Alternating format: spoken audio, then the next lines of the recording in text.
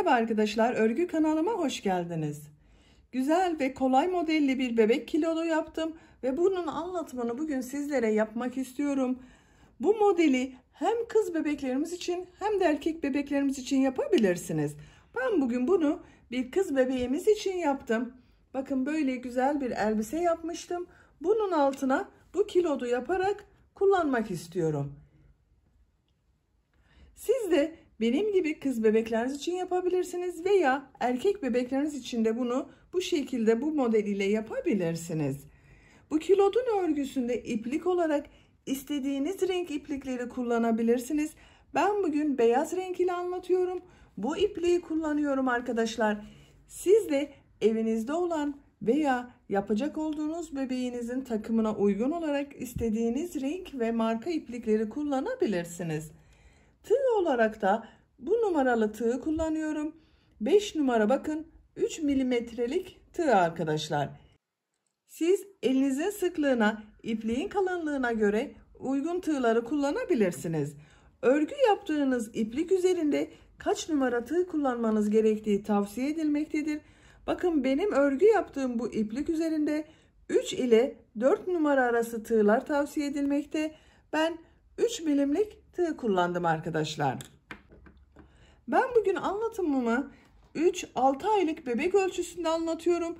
Ama siz bu başlangıç zincir sayısını yapacak olduğunuz bebeğin büyüklüğüne göre daha fazla yaparak daha büyük çocuklarınız için yapabilirsiniz. Veya daha az sayıda başlayarak yeni doğan bebek için yapabilirsiniz. Örgüye başlamadan önce ölçülerini de söylüyorum. Fikriniz olur arkadaşlar.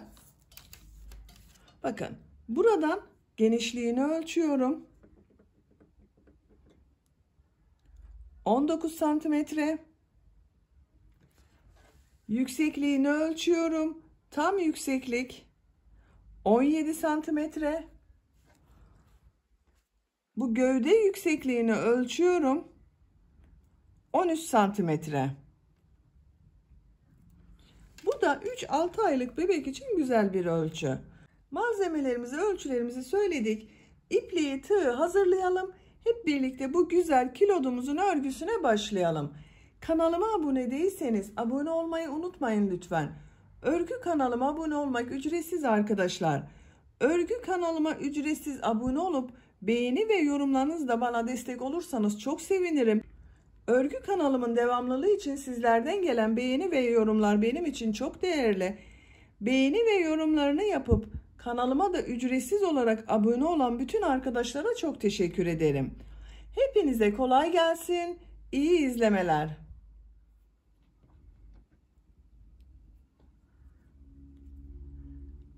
Örgüye zincir yaparak başlıyoruz. Zincir yapabilmek için ilk ilmeği ben bu şekilde yapıyorum. Size nasıl kolay geliyorsa ilk ilmeği öyle yapabilirsiniz. Zincirleri yapmaya başlıyorum.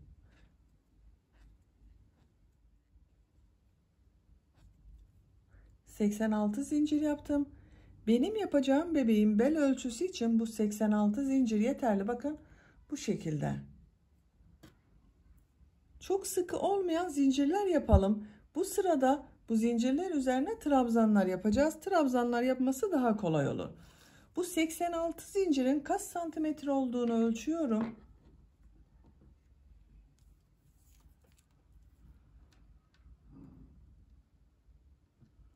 Başlangıcı sıfıra tutuyorum. Şöyle bakın. Zinciri çektirmeden ölçüyorum. 35 santimetre zincir uzunluğu var. Ben bugün bunu 3-6 aylık bir bebek için yapıyorum. 35 santimetre yaptım, yeterli geldi arkadaşlar.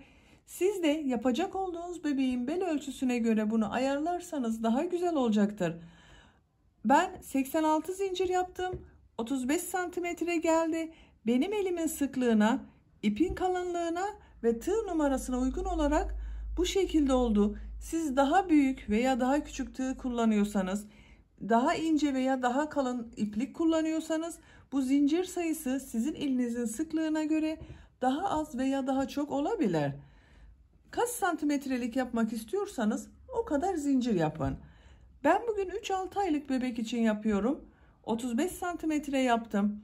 Standart bel ölçülerini söylüyorum. Siz de ona göre bebeğinizin bel ölçüsüne göre başlayabilirsiniz. Yeni doğanla 3 aylık bir bebek için 30-35 santimetre genişlik yeterli olacaktır. 3-6 aylık bir bebek için 33-37 santimetre arası ölçüde yapabilirsiniz. 6-12 aylık bir bebek için 35-40 santimetre zincir, 1-2 yaş arası bebekler için de 37-43 santimetre arası zincir iyi olacaktır. Ben bugün 3-6 aylık bebek için yapıyorum. 35 santim zincir yaptım arkadaşlar. Bu zincirler üzerine trabzan yapacağız. 3 zincirde dönüş için yapıyorum. 1, 2, 3. Tığın üzerine iplik alıyorum. 1, 2, 3 ilmek atlıyorum. 4. ilmek içine trabzan yapıyorum. İkili trabzan yapıyorum. Tığın üzerine iplik alıyorum. Diğer ilmeklere de trabzan yaparak devam ediyorum.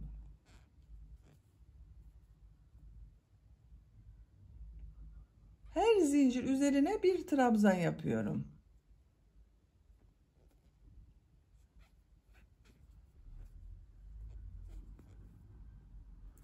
Bu 3 ilmek atlayarak yaptığımızda bir trabzan olacak. Bununla birlikte toplam zincirler üzerine 86 trabzan yaparak devam edelim. Zincirler üzerine trabzanlar yaparak sıra sonuna kadar tamamladım. Görüntü olarak böyle oldu. Bakın düz bir trabzan sırası yaptık. Bu sırada bunu ilk ilmek ile birleştiriyoruz. Son ilmeğe de bir trabzan yaptım. Toplam 86 trabzan var bir sırada arkadaşlar. Bu son ilmek ile ilk ilmeği düzgün getiriyorum. Bakın şu şekilde düzgün olacak şekilde tuttum. Bu son ilmek ile burada bulunan ilk ilmeğe tığ takıyorum. İlmek kaydırması yaparak sırayı birleştiriyorum. 2 zincir yapıyorum. Tığın üzerine iplik alıyorum. Bu ilk trabzanı bakın bunu tığ boşluğa takıyorum. İlmek alıyorum. Trabzan yapıyorum. Bu sırada yine trabzanlar yapacağız. Trabzanları boşluktan alıp bir düz bir ters trabzan yapacağız. Bakın bunu düz taraftan boşluktan aldım, trabzan yaptım. Ters taraftan boşluktan alıyorum. Trabzan yapıyorum. Düz taraftan boşluktan alıyorum. Trabzan yapıyorum. Ters taraftan boşluktan alıyorum. Trabzan yapıyorum. Düz taraftan boşluktan alıyorum. Trabzan yapıyorum. Ters taraftan boşluktan alıyorum. Trabzan yapıyorum. Bu şekilde bir düz bir ters trabzanlar elde ediyoruz arkadaşlar. Sıra sonuna kadar devam edelim. Bir düz bir ters trabzanlar yaparak sıra sonuna kadar tamamladım. Son trabzanda bakın düz taraftan boşluktan alarak trabzan yaptım. Son ilmek ile ilk yaptığım ilmeği ilmek kaydırması yaparak sırayı birleştiriyorum. Sıra başında 2 zincir yaptım. Bu 2 zincirde ters tarafta görünen trabzan oldu bakın. Görüntü olarak böyle oldu arkadaşlar. Burada bakın ilk sırada trabzan sırası yapmıştık. Bunu birleştiriyorum. Burada bulunan bu bir zincirin üzerine tığ takıyorum. İpliğin ucunu alıyorum. İçerisinden geçiriyorum bakın.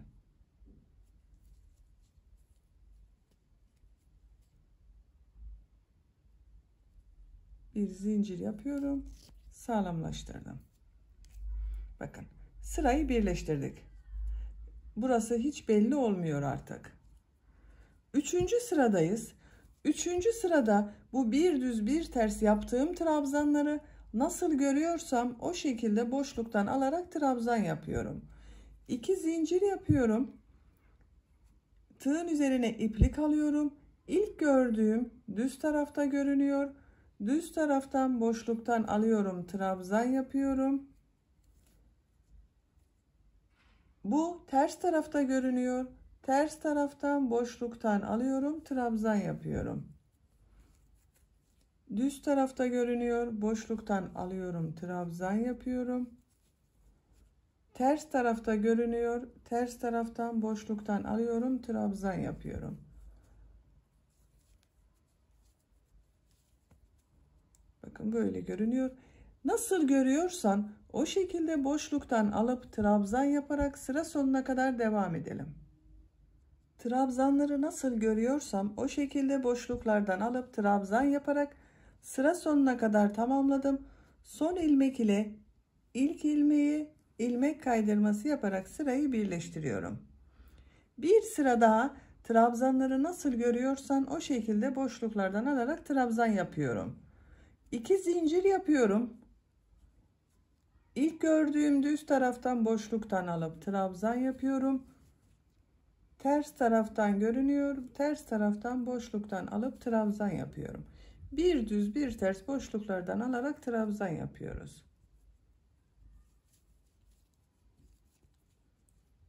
Sıra sonuna kadar devam edelim. Trabzanları gördüğüm gibi bir düz bir ters boşluklardan alıp trabzan yaparak sıra sonuna kadar tamamladım. Son ilmek ile ilk ilmeği ilmek kaydırması yaparak sırayı birleştiriyorum.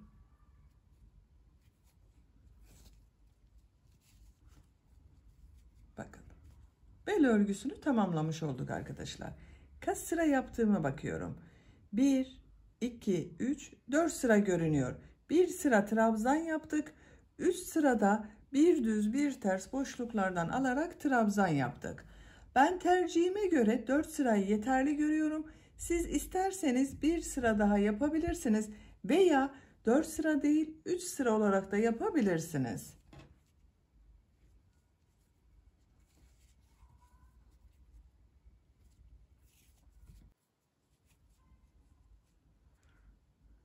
İki zincir yapıyorum.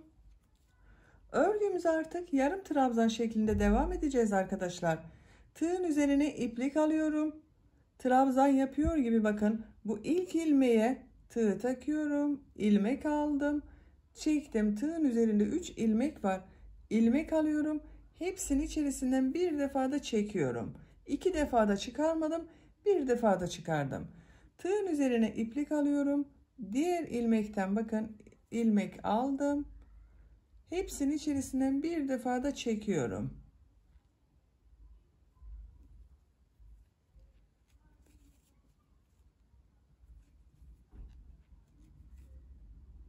Yarım trabzanlar yapıyoruz.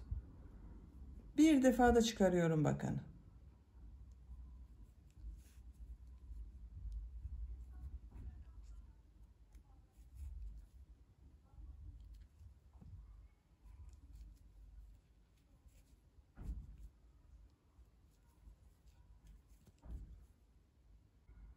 Sıra sonuna kadar devam edelim. Yarım trabzanlar yaparak sıra sonuna kadar tamamladım. Son ilmek ile ilk ilmeği ilmek kaydırması yaparak sırayı birleştiriyorum. Bakın. Bir sıra yarım trabzan yaptık. Bir sırada toplam 86 yarım trabzan var. 2 zincir yapıyorum. Örgüyü çeviriyorum. Tığın üzerine iplik alıyorum. İlk gördüğüm bu ilmek içine yarım trabzan yapıyorum. Yine yarım trabzan sırası yapıyoruz. Diğer ilmekleri de yarım trabzan yaparak devam ediyorum.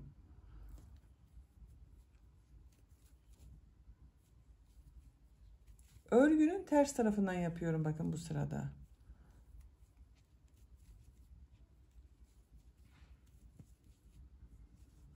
Düz tarafın görüntüsü de böyle bakın.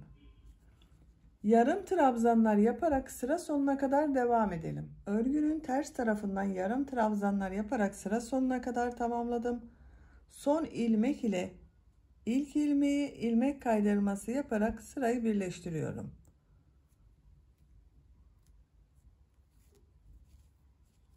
İki zincir yapıyorum. Örgüyü çeviriyorum. Bu sefer düz tarafından yapıyoruz. Yine yarım trabzanlar yapıyorum. İlk ilmek içine trabzan yapıyorum. Yarım trabzan yapıyorum. Diğer ilmekleri de yarım trabzan yaparak devam ediyorum.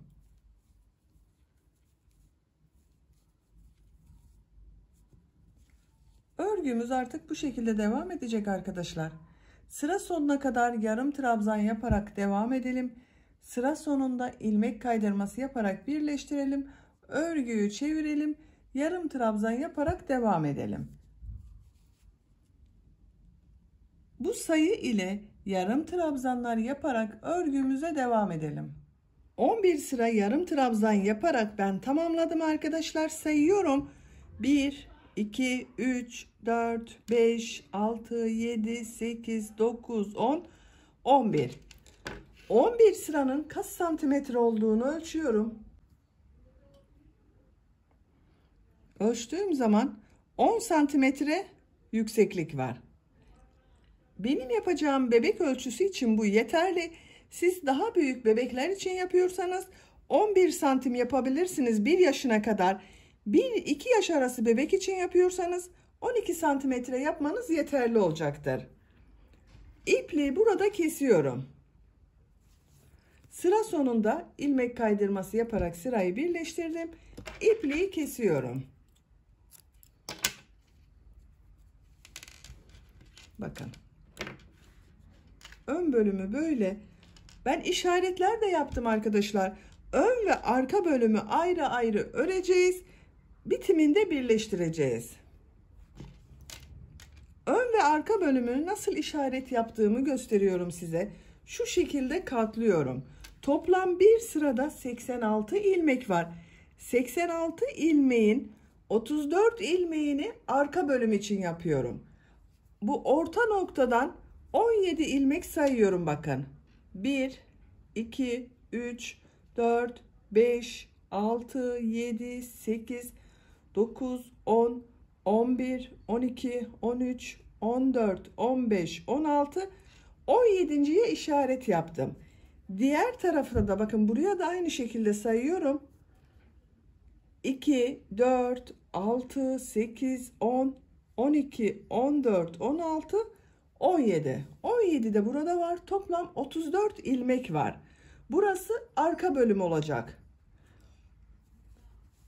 Buradan bakın 17. ilmeğe işareti taktım. Arada sayıyorum. 2, 4, 6, 8, 10, 12 ilmek sonra 13. ilmeğe işareti taktım. Ön bölümlere başlıyoruz. Bu işaretten sonra 2, 4, 6, 8, 10, 12, 14, 16, 18, 20, 22, 24, 26, 28 ilmek de ön bölüm için var.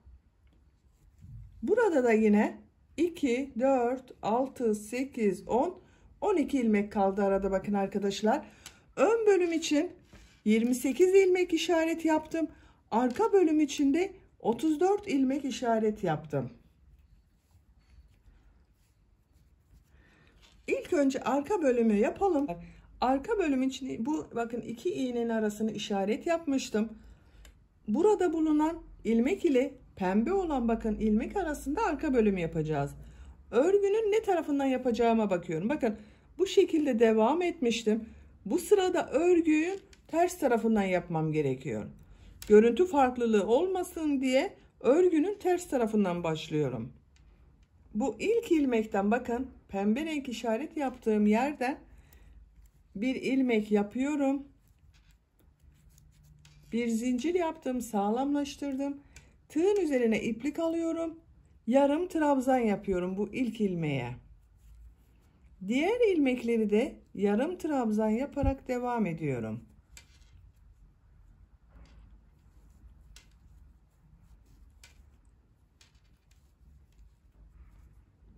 Yarım trabzan yaparak bu işarete kadar devam edelim. İşaret yaptığım yere kadar arka bölüm için yarım trabzanları yaptım. Kaç yarım trabzan olduğunu sayıyorum. 2, 4, 6, 8, 10, 12, 14, 16, 18, 20, 22, 24, 26, 28, 30, 32, 34. 34 yarım trabzan oldu. Bir zincir yapıyorum. Örgüyü çeviriyorum. Bu sıradan itibaren sıra başında ve sıra sonunda bir ilmek kesmesi yapacağız arkadaşlar. İpliği tığın üzerine alıyorum. İlk ilmeği atlıyorum. Bunu kesme yapmış oluyorum. İkinci ilmek içine yarım trabzan yapıyorum. Diğer ilmekleri de yarım trabzan yaparak devam ediyorum. Bakın, bir ilmek atlayarak bir kesme yaptım. Sıra sonunda 2 ilmek kalasıya kadar yarım trabzanlar yaparak devam edelim. Sıra sonunda 2 ilmek kalasıya kadar bakın yarım trabzanları yaptım. 1, 2. Burada kesme yapacağız. Tığın üzerine iplik alıyorum. Bu ilk ilmeğe trabzan yapıyor gibi çektim, bekletiyorum. Son ilmeğe bakın tığı taktım, ilmek aldım, çektim. Hepsini içerisinden bir defada çekiyorum. 2 ilmeği tek yaptık. Bir zincir yapıyorum, örgüyü çeviriyorum. Tığın üzerine iplik alıyorum. Bir ilmeği atlıyorum. İkinci ilmeğe yarım trabzan yapıyorum. Burada da bakın bir ilmek atlayarak bir kesme yaptım. Sıra başında ve sıra sonunda yine ilmek kesmesi yapacağız. Sıra sonuna kadar yarım trabzanlar yaparak devam ediyorum. Sıra sonunda 2 ilmek kalasıya kadar yarım trabzanları yapalım. Sıra sonunda 2 ilmek kalasıya kadar yarım trabzanları yaptım. Burada yine 2 ilmeği tek ilmek yapıyoruz. Tığın üzerine iplik alıyorum. Trabzan yapıyor gibi çektim. Çıkarmıyorum, bekletiyorum. Diğer ilmeğe de trabzan yapıyor gibi aldım. Tığın üzerinde 4 ilmek var. İlmek alıyorum. Hepsini içerisinden bir defada çekiyorum. Bir zincir yapıyorum. Örgüyü çeviriyorum. Bakın, her sırada bir sıra başında bir sıra sonunda kesme yapıyoruz. 2 ilmek eksik olacak arkadaşlar. Tığın üzerine iplik alıyorum. İlk ilmeği atlıyorum. İkinci ilmeğe yarım trabzan yapıyorum. Diğer ilmekleri de yarım trabzan yaparak devam ediyorum. Bakın. Örgü bu şekilde devam edecek. Sıra başında ve sıra sonunda birer ilmek kesmesi yaparak örgüye devam edelim. Sıra başında ve sıra sonunda birer ilmek kesmesi yaparak 14 ilmek kalasıya kadar yaptım. Bakın arkadaşlar, sayıyorum. 1, 2, 3, 4, 5, 6, 7, 8, 9, 10, 11, 12, 13, 14. Bir sırada 14 yarım trabzan var. Kaç sıra kesme yaptığımda sayıyorum. Bakın, kesmeyi yaptığımız yerden sonra 1, 2, 3, 4, 5, 6, 7, 8, 9, 10, 11 sıra oldu. Bir sırada bu 14 ilmek ile bir sıra daha yapalım. Bir zincir yapıyorum, örgüyü çeviriyorum. Kesme yapmıyorum. İlk ilmek üzerine yarım trabzan yapıyorum. Diğer ilmekleri de yarım trabzan yaparak devam ediyorum.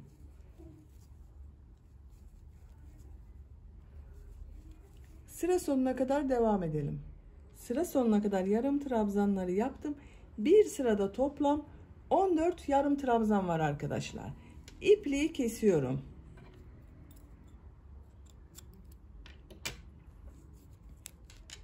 Bakın. Bu şekilde oldu. Arka bölümünü yaptık. Şimdi ön bölümleri yapacağız. Ön bölümleri yine bakın örgünün ters tarafından devam ediyorum. Düz tarafından yapmıyorum. Ön bölüm için bu 2 iğne arasına işaret yapmıştım. Bu ilk iğnenin buradan bir ilmek yapıyorum. Bir zincir yapıp sağlamlaştırdım. İlk ilmeğe yarım trabzan yapıyorum. Diğer ilmekleri de yarım trabzan yaparak devam ediyorum.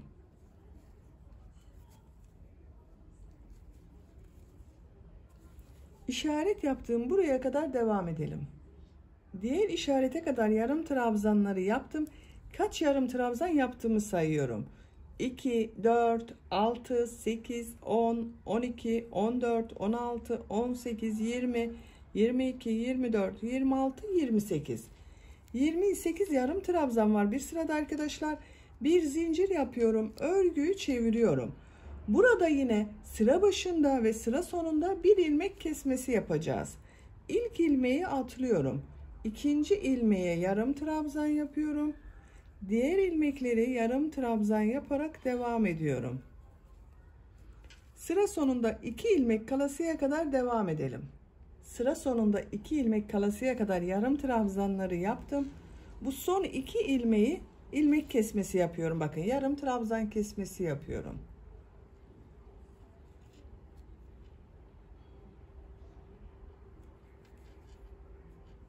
Bir zincir yapıyorum. Örgüyü çeviriyorum. Bu bir sırada toplam 26 yarım trabzan kaldı. Sıra başında ve sıra sonunda bir ilmek kesmesi yaptık. 26 yarım trabzan oldu. Tığın üzerine iplik alıyorum. Bir ilmek atlıyorum. İkinci ilmeğe yarım trabzan yapıyorum. Diğer ilmekleri de yarım trabzan yaparak devam ediyorum. Sıra sonuna kadar devam edelim. Sıra sonunda yine ilmek kesmesi yapalım. Bir zincir yapıp geriye dönelim. Bu şekilde bunda 14 yarım trabzan kalasıya kadar kesme yaptık. Burada da 14 yarım trabzan kalasıya kadar kesmeleri yaparak tamamlayalım.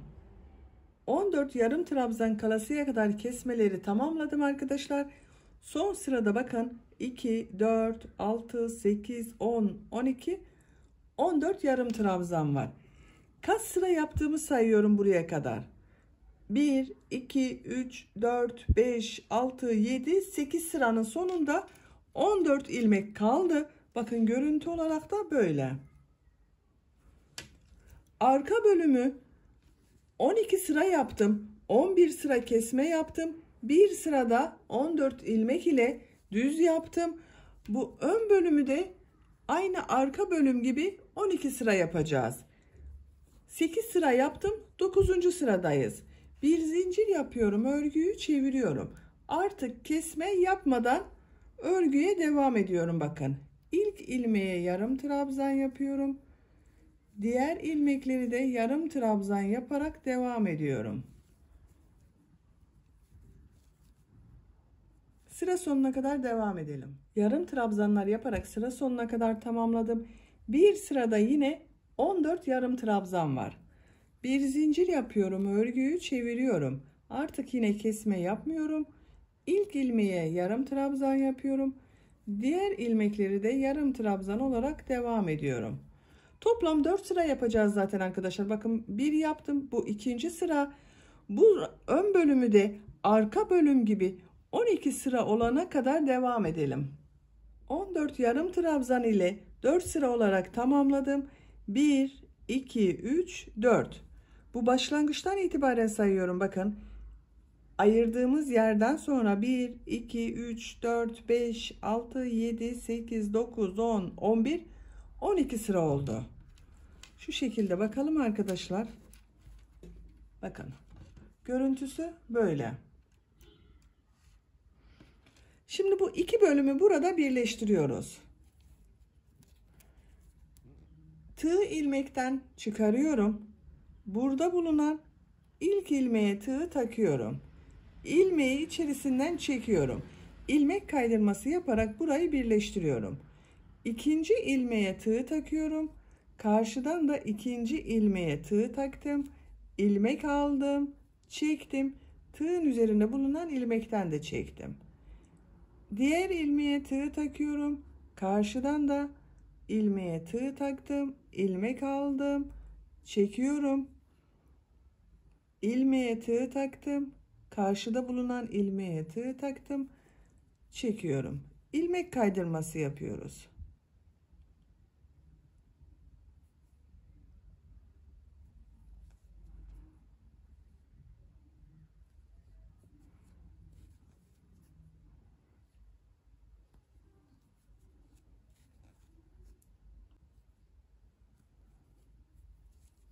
Her ilmeği bir defa ilmek kaydırması yapıyorum. Karşılıklı gelmesine dikkat ediyorum.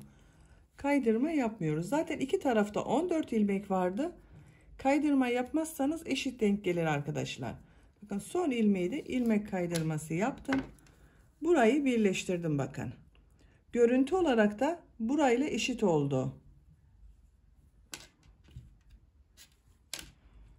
Şimdi bu bacak bölümlerine bir ters bir düz lastik örgüsü yapacağız.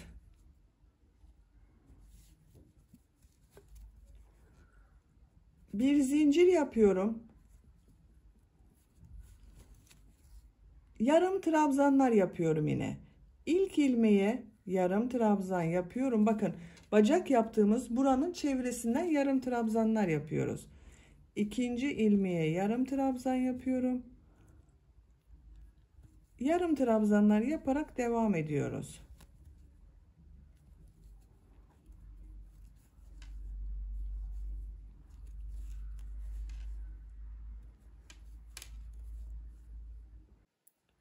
Sıra sonuna kadar yarım trabzanlar yaparak devam edelim. Bacak çevresinde bir sıra yarım trabzan yaparak bakın sıra sonuna kadar tamamladım. Görüntü olarak böyle görünüyor. Son yarım trabzan ile ilk ilmeği ilmek kaydırması yaparak sırayı birleştiriyorum. İlmek aldım, çektim. Bakın. İkinci sıradayız. İkinci sırada yine yarım trabzanlar yapacağız.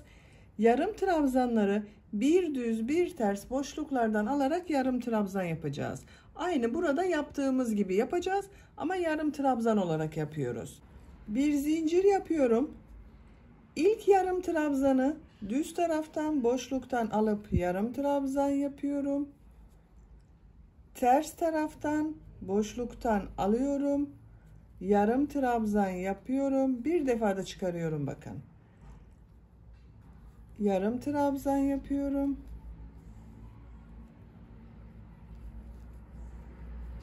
Yarım trabzan yapıyorum ters taraftan. Düz taraftan yarım trabzan yapıyorum. Ters taraftan yarım trabzan yapıyorum.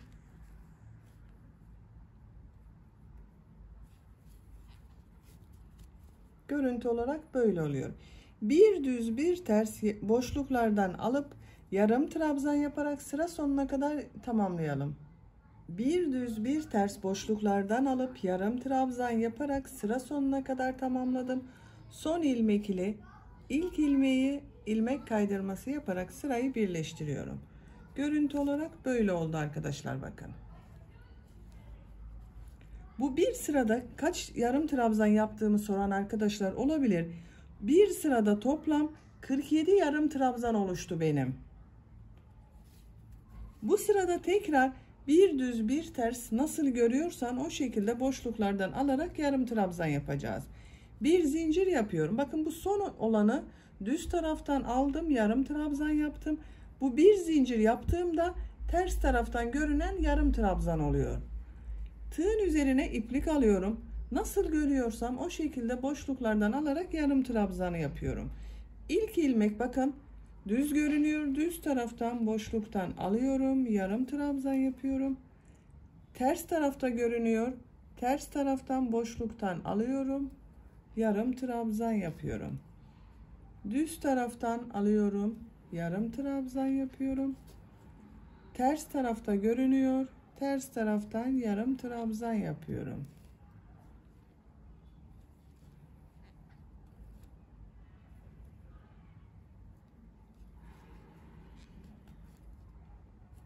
Sıra sonuna kadar devam edelim. Bu sırada yarım trabzanları nasıl görüyorsam o şekilde boşluktan alıp yarım trabzan yaparak sıra sonuna kadar tamamladım.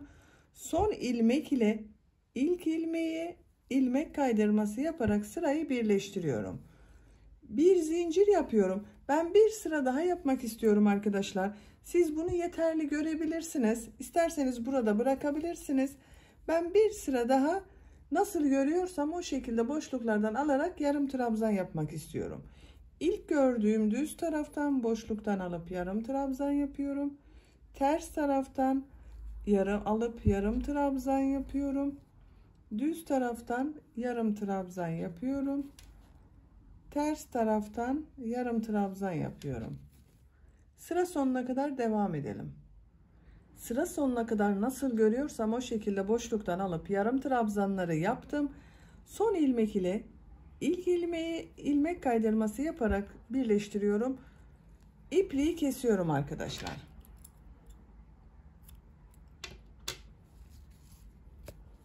Bakın. Görüntüsü böyle oldu. Kaç sıra yaptığımı sayıyorum. İlk sırada yarım trabzanlar yaptık. İkinci sırada bir düz bir ters boşluklardan alıp yarım trabzan yaptık. 3 ve 4. sıraları da nasıl görüyorsam o şekilde boşluklardan alarak yarım trabzan yaptım. Bakın. Bacak bölümü topladı. Lastikli bir görüntü elde ettik burada. Elastik bir görüntü oluştu. Diğer bacağın örgüsünde buradan başlıyoruz.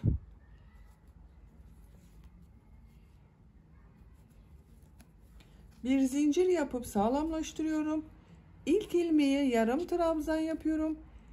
Gördüğüm ilmekleri yarım trabzan yaparak devam ediyorum.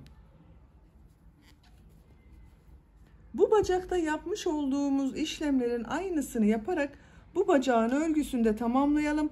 Sayılarının eşit olmasına dikkat edelim arkadaşlar. Bu bacağın örgüsünü ilk sırada kaç yarım trabzan yaptıysanız bu bacağın örgüsünün de aynı sayıda olması gerekiyor. Bu bacak örgüsünü de tamamlayalım gelelim. Diğer bacak örgüsünde ben bu bacak örgüsünü yapmış olduğum gibi aynı sıra sayısınca tamamladım. Görüntü olarak böyle görünüyor arkadaşlar. Böylece bitirmiş olduk bakın. Çok dar yapmadım bu bölümü. Çünkü bebeğimize bez takacağımızdan çok dar olsun istemedim. Bezi görünsün istemiyorum. Arka görüntüsü böyle. Ölçülerini size söylüyorum.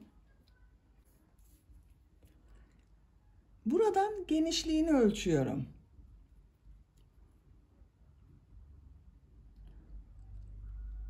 19 santimetre. Yüksekliğini ölçüyorum. Tam olarak yükseklik 17 santimetre. Bu lastikler biraz topladığı için küçük oldu arkadaşlar. 17 santimetre yükseklik var. Bu genişliği ölçüyorum bakın. 10 santimetre. Bu da 3-6 aylık bebek için güzel bir ölçü oldu. Bebeğiniz çok kilolu değilse 1 yaşına kadar kullanabilir. Bu kilodu hem kız bebeklerimiz için hem erkek bebeklerimiz için kullanabiliriz. Böylece örgü anlatımımızın da sonuna gelmiş oldum. Beni dinlediğiniz ve izlediğiniz için hepinize çok teşekkür ederim. Örgü kanalıma abone değilseniz abone olmayı unutmayın lütfen. Örgü kanalıma abone olmak ücretsiz arkadaşlar. Videolarıma beğeni ve yorumlarınızı da yaparsanız çok sevinirim. Sizlerden gelen beğeni ve yorumlar benim için çok değerli. Beğeni ve yorumlarıyla destek olan, ayrıca örgü kanalıma ücretsiz abone olan bütün arkadaşlara çok teşekkür ederim. Sizlerle yeni örgülerde görüşmek dileğiyle. Hoşça kalın, sevgiyle kalın.